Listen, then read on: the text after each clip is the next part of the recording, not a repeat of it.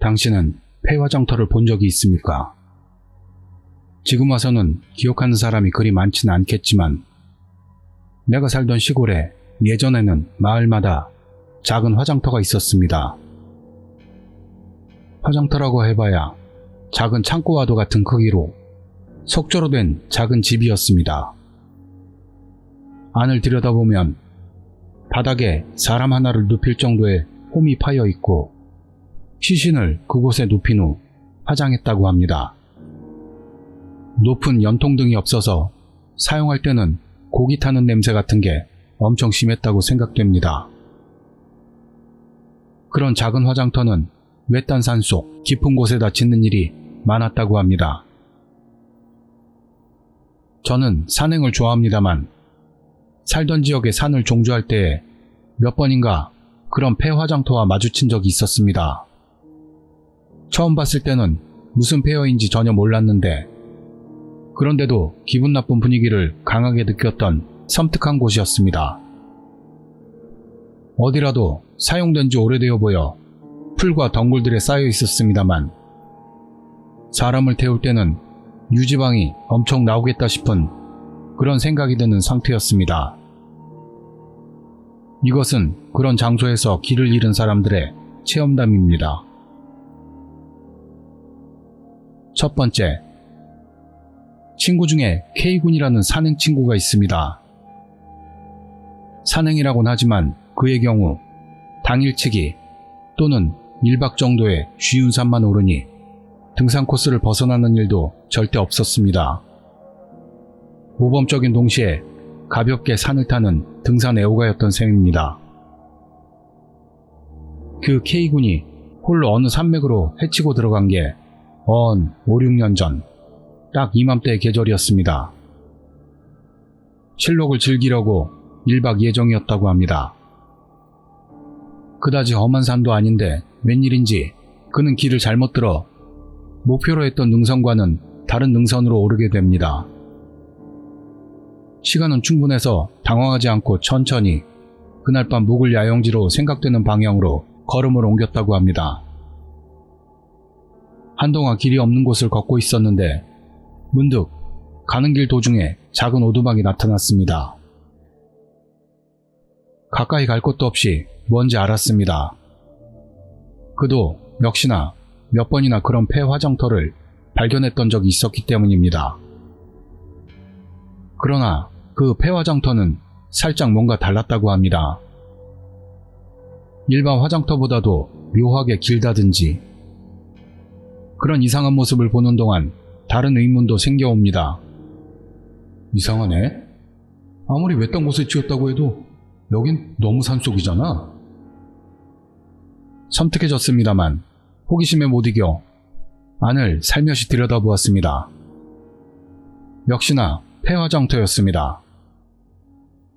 바닥에 일렬로 홈이 파여져 있습니다. 하지만 여전히 뭔가 기묘합니다. 그 홈은 폭이 사람들이 들어갈 정도로 넓고 길이는 무려 6m는 되었다고 합니다. 여기서 도대체 누가 어떤 사람을 태운 거지? 거기까지 생각하고 K군은 갑자기 공포에 엄습당합니다. 필사적으로 그곳을 뛰쳐나와 조금이라도 길이 넓은 곳으로 뛰어서 도망치기 시작했습니다. 너무 초조한 탓에 지도를 볼 여유조차 없었기 때문인지 이젠 완전히 길을 잃고 말았습니다. 그렇게 여유가 있었던 시간이 순식간에 지나가고 맙니다.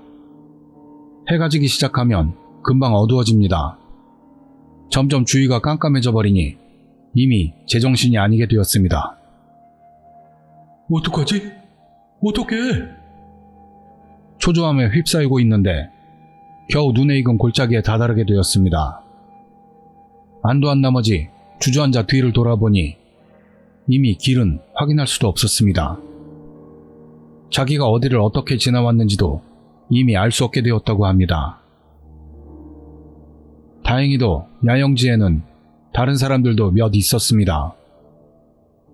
K군은 자기가 봤던 것을 이야기했지만 아무도 그 산에 폐화장터가 있다는 그런 이야기는 들어본 적도 없다고만 했습니다.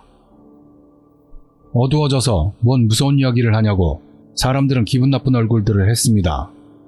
무리도 아니겠지요. 저도 들어본 적이 없지만 어쩌면 그 산속에 예전에 어떤 집성촌이라도 있었을지도 모를 일입니다. 그렇게 긴 홈을 팠던 것도 뭔가 이유가 있을지도 모릅니다. 그러나 역시나 기묘하고 섬뜩한 사건이라고 생각됩니다. 훗날 다른 친구가 K군과 나에게 야츠카학이라는 옛날 요괴에 대해 알려주었습니다. 야츠카학이란 거미의 모습을 한 거대한 요괴입니다. 그리고 야츠카학이라는 것은 주고쿠 지방에도 있던 이야기입니다만 장소적으로는 주고쿠 지방과 킨키 지방 경계일 텐데요. 그리고 K군은 현재 산행을 그만둔 상태입니다. 일 때문에 같은 등산 모임이 뿔뿔이 흩어진 게 주된 원인인데 그 일을 당한 후에도 아무래도 다른 폐화장터에서도 무서운 일이 있었다며 이제 혼자는 안 가! 라고 하고 있습니다. 이상 산에 있는 폐화장터에 관한 괴이한 이야기였습니다. 두 번째, 친구의 이야기. 홀로 산속을 종주하다가 폐화장터를 발견했다. 화장터 치고는 묘하게도 크고 지붕이 높았고 길쭉한 건물이었다. 근처에 마을도 없는 산속인데 의아하게 여겨져 안을 들여다보았다고 한다.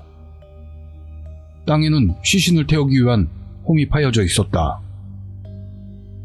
폭 2m, 길이 6m 정도 되는 굉장히 큰 홈이었다.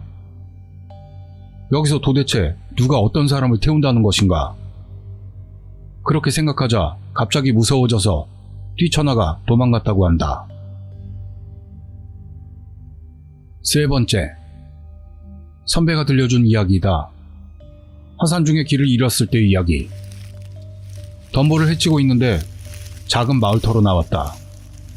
나무는 모두 썩어버렸지만 석조 건물인 화장터 같은 것만이 겨우 형태를 유지하고 있었다고 한다. 마을터를 가로질러 계속 하산을 했다. 한동안 갔더니 넓게 터진 곳으로 나왔다. 바로 조금 전 지났던 마을터였다. 길을 바꿔 다시 산을 내려갔지만 다시금 같은 마을터로 돌아오고 만다.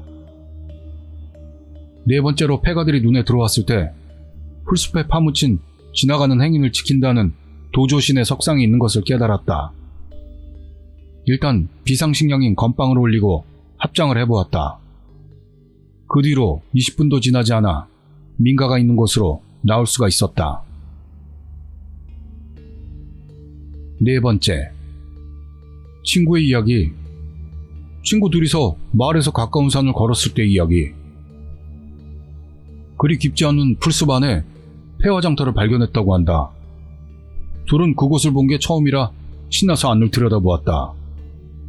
들여다본 순간 새파래진 얼굴로 천천히 돌아선다. 폐화장터 철문에는 체인이 걸려 있었는데 검은 무언가가 안에 있었고 그 문틈으로 같이 내다보고 있었다고 한다. 오줌을 지르며 그 자리를 벗어났다고 한다. 다섯 번째, 친구의 이야기. 우리들이 자주 종주하고 있는 산길에서 폐화장터가 보이는 곳이 있다. 계곡을 끼고 반대쪽 산속에 폐허가 된 그것이 외따로 자리 잡고 있다. 친구들 사이에서는 거기에 그 건물이 있는 게 당연한 거라서 무섭다는 생각을 한 적은 없었다. 어느 날 저녁 친구가 혼자서 그 산길을 지날 때의 일. 문득 눈을 들어보니 화장터에 불이 켜져 있었고 연기가 올라오고 있었다고 한다. 이미 폐허가 됐을 곳인데 마치 다시 지은 것처럼 새 건물이었다. 다음날 그곳을 지날 때에는 원래 폐화장터로 돌아와 있었다고 한다. 그 후 누가 철거했는지 폐화장터는 말끔히 없어졌고 지금은 그 흔적조차 찾아볼 수가 없다. 여섯 번째, 지인의 이야기. 부활동으로 언제나 산을 넘어가던 때 이야기. 5명이었는데 가끔은 다른 길을 개척해보자는 이야기가 되었다. 친구가 선두에 서서 걸어갔는데 산속 근처에 폐화장터를 발견하게 된다. 5시나 되니 용기가 생겨 안을 들여다봤다고 한다. 새 사케병과 술을 따라 놓은 사기잔이 3개. 바닥에 나란히 있었다. 마치 지금부터 막 마실 것 같은 분위기였다고 한다. 그 밖에 땅콩과 감, 그리고 대가리를 늘어뜨린 뱀이 놓여져 있었다. 황급히 그 자리를 벗어났다고 한다. 7번째, 후배의 이야기. 현 경계 지역에 있는 산에 올랐을 때의 이야기. 숲을 빠져나간 앞에 폐화장터가 있었다고 한다.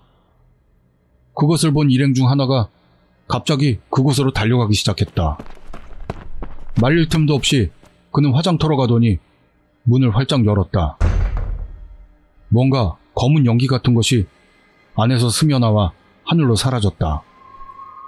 문을 연 그는 폐화장터를 발견한 이후에 기억이 없다고 한다. 질문. 산속에는 그런 폐화장터가 많은가 보죠? 아무래도 섬뜩해서 말입니다. 하지만 섬뜩해서 좋습니다. 답변. 지방마다 다르겠지만 꽤나 많이 남아 있습니다. 뭐 대부분은 썩어 있겠지만요.